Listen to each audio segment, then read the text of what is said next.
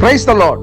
வாழ்வை வளமாக்கும் தேவ வார்த்தை 1 யோவான் 2ஆம் அதிகாரம் 1ஆம் வசனம். என் பிள்ளைகளே, நீங்கள் பாவம் செய்யாதபடிக்கு இவைகளை உங்களுக்கு எழுதுகிறேன். ஒருவன் பாவம் செய்வானானால் நீதிபரராயிருக்கிற இயேசு கிறிஸ்து நமக்காக பிதாவினிடத்தில் பரிந்து பேசுகிறவராயிருக்கிறார். ஆம், நமக்காக கர்த்தராகிய கிறிஸ்து இயேசு பரிந்து பேசுகிறவராக இருக்கிறார். ரோமர் 8ஆம் அதிகாரம் 34ஆம் வசனம் இப்படியாய் சொல்கிறது, ஆக்கினைக்குள்ளாக தீர்க்கிறவன் யார்?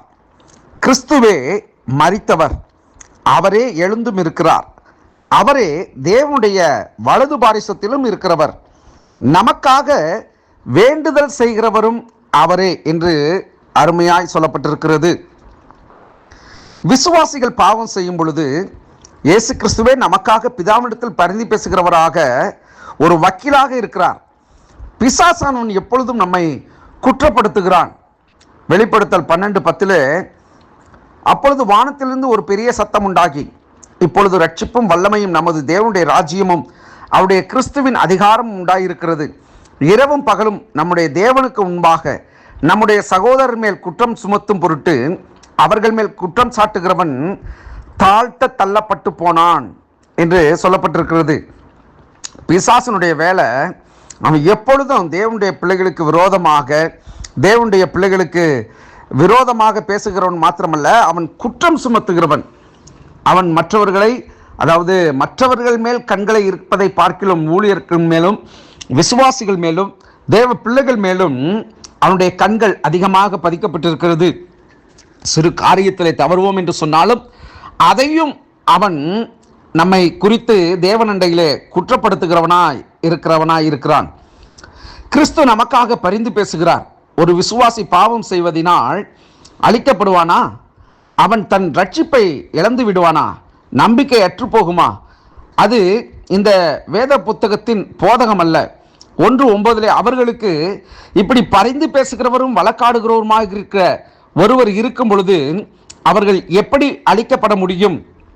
நம்மை அளவில்லாமல் நேசிக்கிற அவர் பரிபூர்ண நீதியுடன் நமக்காக வழக்காடுகிறவராக இருக்கிறார். நமது பாவத்திலிருந்தும் பாவங்களினால் உண்டான தண்டனைகளிலிருந்தும் நம்மை விடுதலையாக்க தீர்மானம் செய்திருக்கிறார். அவரது வெற்றியை நாம் சந்தேகிக்க முடியுமா? ஆம் பிரியமானவர்களே, தேவன் நம்மை எப்பொழுதும் அவர் பாவத்திற்கு நேராக வழி நடத்துகிற தீய சக்திகளை அழிக்கும்படி, அவைகளிலிருந்து ஜெயத்தை கொடுக்கும்படிக்கே, நாம் பரிசுத்தமாய் அவருடைய பிள்ளைகளாக என்றென்றைக்கும் வாழும்படிக்கே தேவன் நம்மை தெரிந்து கொண்டிருக்கிறார். அப்படி இருக்க நம்முடைய குற்றத்தை நாம் அறிக்கையிட்டு தேவனண்டை நாம் நிலைத்திருக்கிற பொழுது சத்ருவினால் உண்டாகிற, பிசாசினால் உண்டாகிற எந்த ஒரு குற்றம் சுமத்துதலும் அதற்கேற்ற காரியங்களை தேவன் நமக்கு தண்டனையாக கொடுப்பது இல்லை.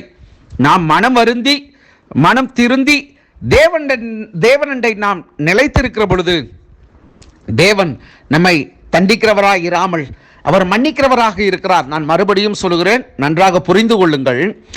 நாம் ஒரு விசை தேவனண்டை திரும்புகிற பொழுது நம்மால் பாவம் செய்ய முடியாது.